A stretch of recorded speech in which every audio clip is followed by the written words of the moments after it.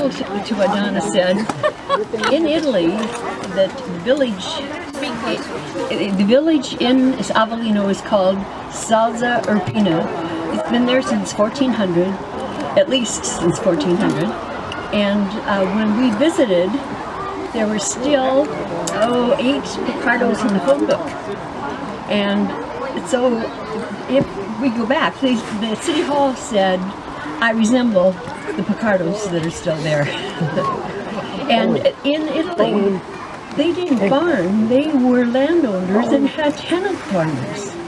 So when we went to the City Hall to get the history, the city clerk and I looked at each other because the clerk said they were wealthy, and I don't mean wealthy, I mean rich, because they own so much land. They own from the river to the mountains. And so they come to Seattle to go to the gold rush and go back into farming. The first farm was in South Park, along the river, across from Boeing. And as the family grew and they all came, it wasn't enough room. So in 1920 they came out here and bought this land.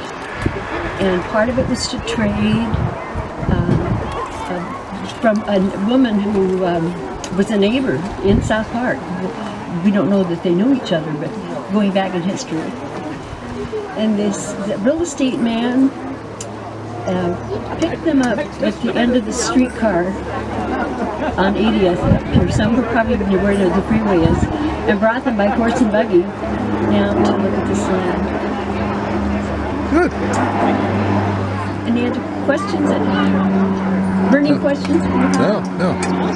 This is great.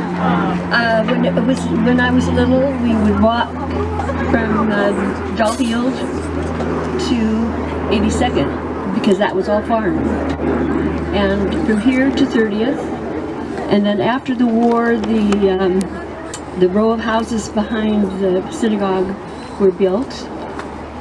And then, of course, when the hospital approached Uncle Rainey, the neighbors would have none of it. And then the synagogue was approved, and he sold to the synagogue. When they gave the land to the city in 1973, it was a year lease, and it was basically the price of his property tax was what he was paid for letting the city use the land that first year. The next year they made the purchase, and I still have the bill of sale, which I would like to have someone here that's a historian take care of. And it was a very modest price, very modest.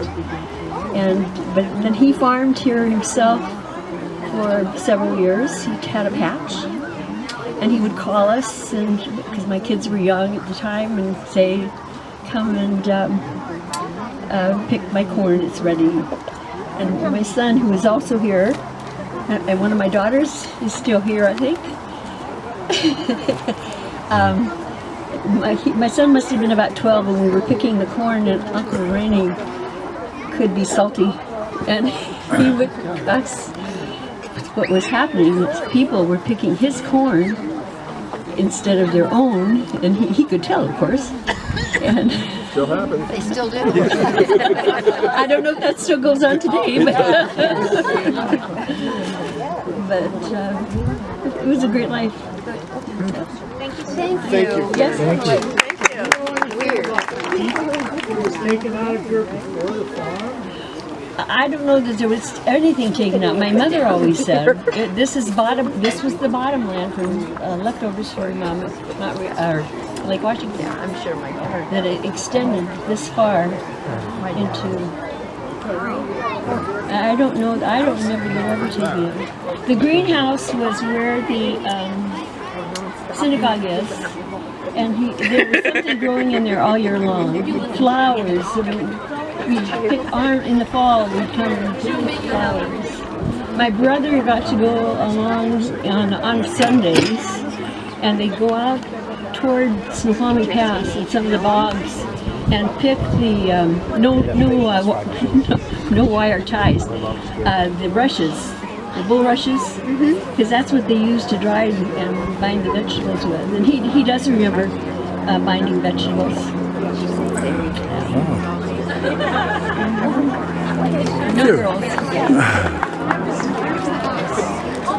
The original house is it's actually 80th and Bagley. It sits above Green Lake. The address I can't remember right off the top of it. It's something 78th is the actual address. But it's a big house, huge, gorgeous. I cried when they left that house because I loved it so.